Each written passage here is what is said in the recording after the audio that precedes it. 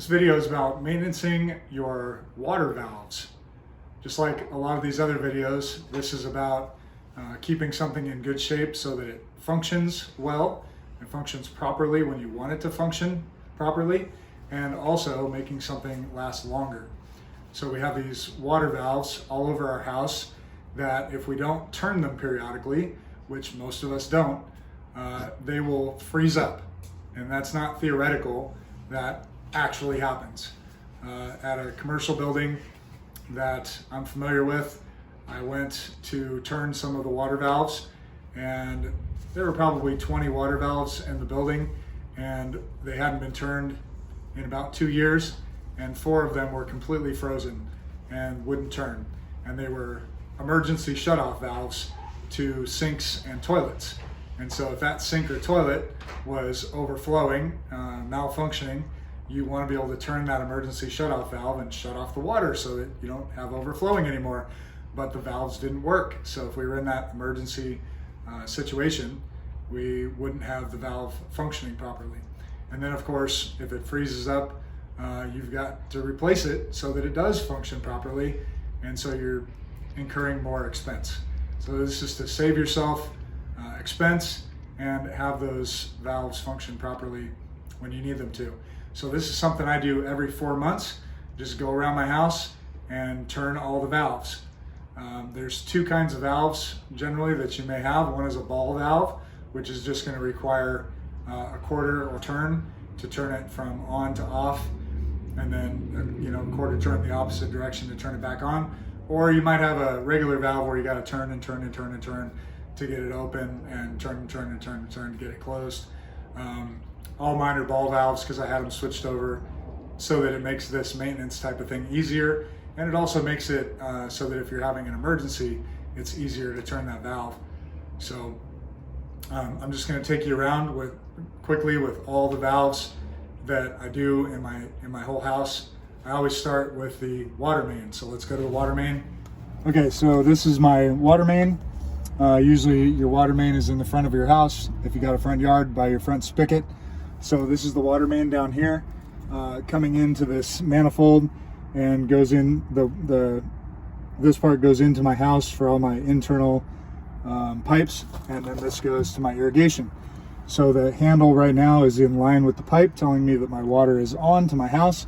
So we're going to turn it off. Now there's something unique about the water main that we don't have to concern ourselves with the other valves. My plumber has told me that when you turn it back on, you want to start slowly, because you don't want all the pressure, 65, 70 pounds of water pressure coming into those pipes in the house really quickly. So you start turning it on slowly, but then as soon as the water starts flowing, then you just finish it off quickly, because there's an air gap in there that needs to come in and fill it in. And so we're going to start slow and then turn it on the rest of the way fairly quick. So slow, and I hear the water flowing, so quickly, and it's back on.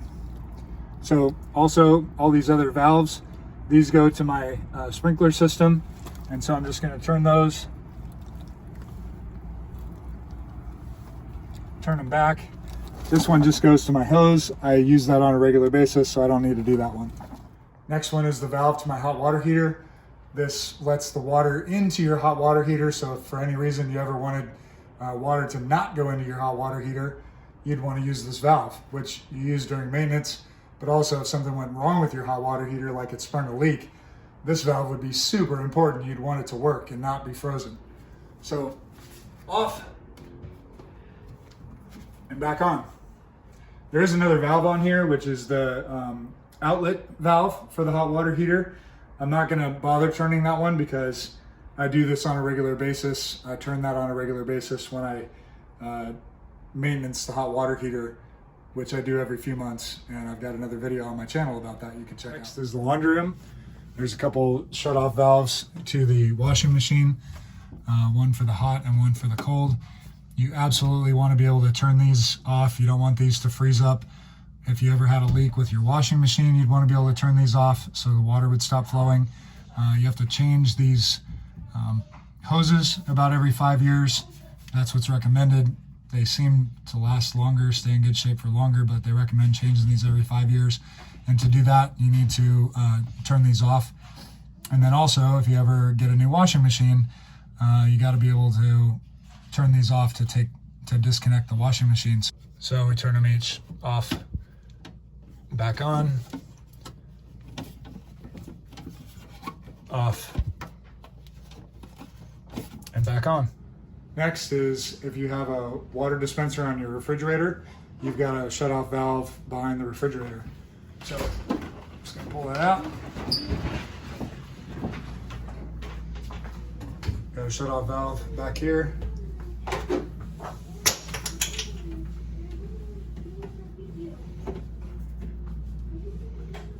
So off and back on.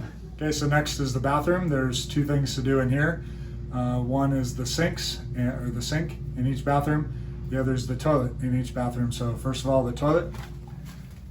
Like I said, I have ball valves, so mine's just a quarter turn, off, and back on.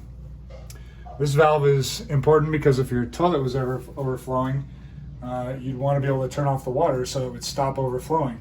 So if this valve freezes up and you have an overflowing toilet and you come to turn it off and it's frozen, it won't turn off and the water will just keep flowing. So you're seeing why the maintenance on these is important. Second thing is the sink. So underneath here, I have two ball valves, one for the cold water, off, back on, one for the hot water, off, back on. I showed you one bathroom. However many bathrooms you've got, you got to do that in all the bathrooms. And also the kitchen. The kitchen sink has two of those shut-off valves, so I didn't show those, but make sure to do the kitchen and all the bathrooms. So the last one, we're in the backyard. We got another few shut-off valves here. This goes to the hose. I use that all the time, so I'm not going to bother with that. But this one goes to the pool fill, and so I'm going to shut that one off and back on and off and back on. So most of those valves turned pretty easy for me.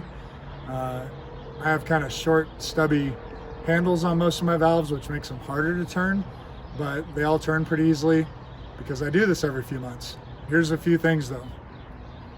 If you have never done this and you've been in your house for a long time, when you go to turn these, some of them probably won't turn. They're already frozen.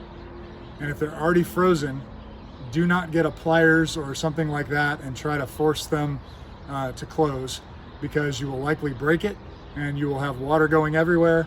And because that's the shut off to stop the water, you will not be able to stop the water except for it to go to the water main and shut it off. So if you've got a frozen valve, call a plumber, have him swap out those frozen valves. Hope this was helpful. Remember, do this every few months and it'll keep them functioning properly. Most of these are emergency shutoffs so that you can turn off water if you got a leak or a problem. So you want it functioning for that. And it's also, turning them is going to make the valve last longer. You can make these valves literally last the lifetime of your house instead of having to call a plumber and have them put in new valves. Although I would say, if you have the old style valve where you have to turn it, I would recommend you get a plumber and have him change out all the valves in your house to ball valves, because then in an emergency it's easier to shut it off. And when you go do this maintenance, it's easy to just quarter turn off, quarter turn back on, instead of all the turning. So I hope this is helpful. If it was, subscribe to my channel so that you can get notified of other videos that will remind you to do helpful things.